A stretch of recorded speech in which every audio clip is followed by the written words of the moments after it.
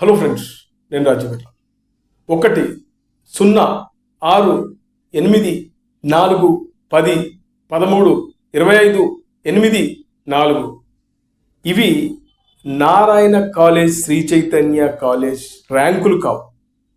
మన famous survey సంస్థలు ఇచ్చినటువంటి ప్రీ పోల్ సర్వే, అదేవిధంగా ఎగ్జిట్ పోల్ సర్వే తమిళనాడుకు సంబంధించి అన్ని సర్వే సంస్థలు, 1 కాదు 2 కాదు, పేరున్న సర్వే సంస్థలతో పాటు చిన్న చితక మీడియం సర్వే సంస్థలన్నీ కూడా తమిళనాడులో డిఎంకే పార్టీ గెలవబోతుంది. అన్నా డిఎంకే సెకండ్ ప్లేస్, విజయ్ 0 4 2 3 10 13. నేను ఇందాక చెప్పాను కదా, నారాయణ కాలేజ్ ర్యాంకుల్లాగా చెప్పేశారు. ఇవాళ ఏమైపోయింది? అన్ని సర్వే సంస్థలు చెప్పినవన్నీ పచ్చి అబద్ధాలు, వీళ్ళకు క్రెడిబిలిటీ లేదు అనేది కన్ఫర్మ్ అయిపోయింది. వీళ్ళందరికన్నా నేనే బెటర్. నేను దాదాపు 6-7 నెలల నుంచి, ఇంకా చెప్పాలంటే ఇతను పార్టీ పెట్టిన మొదటి నుంచి, విజయ్ టీవీకే పార్టీ పెట్టిన మొదటి నుంచి నేను ఒకటే చెప్పుకుంటూ వస్తున్నాను. విజయ్ ఫ్యాక్టర్ భయంకరంగా ఉండబోతుంది. విజయ్కి సైలెంట్ ఓట్ పడబోతుంది. అదేవిధంగా విజయ్ అధికారంలోకి వచ్చే అవకాశాలే ఎక్కువగా కనబడుతున్నాయని చెప్పి నా టైమ్స్ ఆఫ్ తెలుగు కానీ చరణ్ టీవీలో నేను ధైర్యంగా చెప్పాను. నా కింద కామెంట్లు చూస్తే వామ్మో పచ్చి బూతులు. ఇక మన వాళ్ళు ఉంటారు కదా, పవన్తో పోల్చొద్దు అది ఇది అని చెప్పేసి. నేను పవన్తో పోల్చలేదు, అయినా కూడా నన్ను పచ్చి బూతులు తిడుతూ ఏదేదో కామెంట్లు పెట్టారు. మొన్న ఎగ్జిట్ పోల్స్ వచ్చే రోజున కూడా నేను ఇదే వీడియో పెట్టాను. షాక్ ఇవ్వబోతున్నాడు, అందరికీ షాక్ ఇవ్వబోతున్నాడు, సర్వే సంస్థలకు ముఖ్యంగా షాక్ ఇవ్వబోతున్నాడు విజయ్ అని చెప్పాను. చెప్పింది చెప్పినట్లుగానే నా ఛానల్లో ఉన్నాయి, కావాల్సి ఉంటే వీడియోస్ ఓపెన్ చేసుకొని చూడండి. సర్వే సంస్థలన్నీ కట్టగట్టుకొని క్లియర్గా నేను చెప్పింది చెప్పినట్లే జరిగింది. విజయ్కి ఛాన్స్ ఎక్కువగా ఉన్నాయి, విజయే కింగ్ ఆర్ కింగ్ మేకర్ కాబోతున్నాడని నేను చెప్పింది చెప్పినట్లుగానే జరిగింది. ఇవాళ నిజంగా చాలా చాలా హ్యాపీగా ఉంది. నేను జనసేన విషయంలో కూడా అదే చెప్పాను. పవన్ కళ్యాణ్ గారు మీరు 21, 22 స్థానాలు కాదండి, మీరు గాయత్రి మంత్రం అని అది ఇది అని మీరు చెప్పకండి, మీరు ఖచ్చితంగా 70 స్థానాల్లో పోటీ చేసినా కూడా గెలిచే అవకాశాలు ఉన్నాయని నేను ఆ రోజు చెప్పాను. అయినా కూడా నన్ను తిట్టారు. నాకు ఎందుకంటే ఆ రోజు నాకు అవగాహన ఉంది.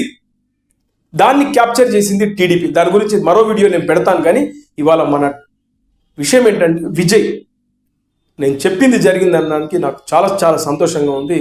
ఇవాళ సర్వే సంస్థలన్నీ హమ్మక్ అయిపోయాయి, పచ్చి అబద్ధాలు చెప్పారు.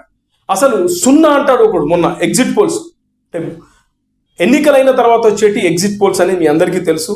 దానికి బిఫోర్ ఎన్నికలు జరగకముందు చెప్పేటివన్నీ ఒపీనియన్ పోల్స్ అని మీ అందరికీ తెలుసు. ఒపీనియన్ పోల్స్లో చెప్పారంటే విజయ్కి 5 వస్తాయి, 3 వస్తాయి, 4 వస్తాయి, 2 వస్తాయి అని ఇష్టానుసారంగా చెప్పారంటే ఓకే, అప్పటిదాకా జనాలు ఓట్లేదు కాబట్టి ఏదో చెప్పారు అనుకుందాం, నమ్ముదాం. కానీ ఎగ్జిట్ పోల్స్, పేరున్న సర్వే సంస్థలు 100ల కొద్ది షాంపిల్ తీసుకుంటామని చెప్తారు.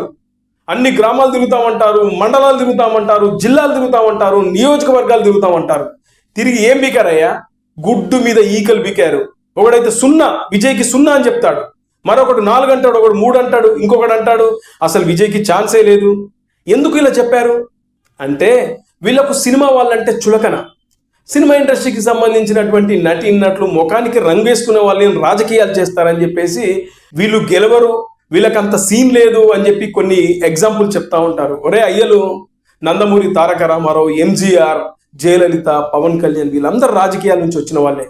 ఇవాళ చక్రం తిప్పుతున్నారు రాజకీయాలు. అలాగే విజయ్ కూడా చక్రం తిప్పుతాడని నాకు ముందే తెలుసు. అదే విధంగా తమిళనాడులో సినిమా యాక్టర్స్ని దేవుళ్ళ చూస్తారని నేను మొదటి నుంచి చెప్తున్నాను. అందుకే విజయ్కి అవకాశం ఇచ్చారు. ఇవాళ విజయ్ ప్రూవ్ చేసుకున్నాడు. అసలు ఎవరైనా ఊహించారా? 8 నెలలు, కేవలం 8 నెలల్లో.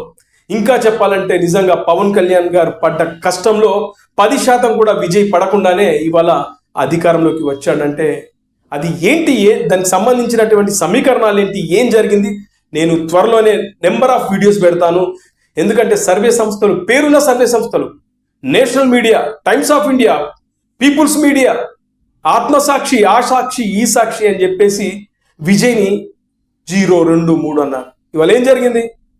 అధికారంలోకి వచ్చి కూర్చున్నాడు. అందుకే ఫైనల్గా నేను చెప్పేది ఏంటంటే, ఈ సర్వే సంస్థలన్నీ కట్టగట్టుకొని చెన్నైలో ఉన్నటువంటి సముద్రంలో దూకి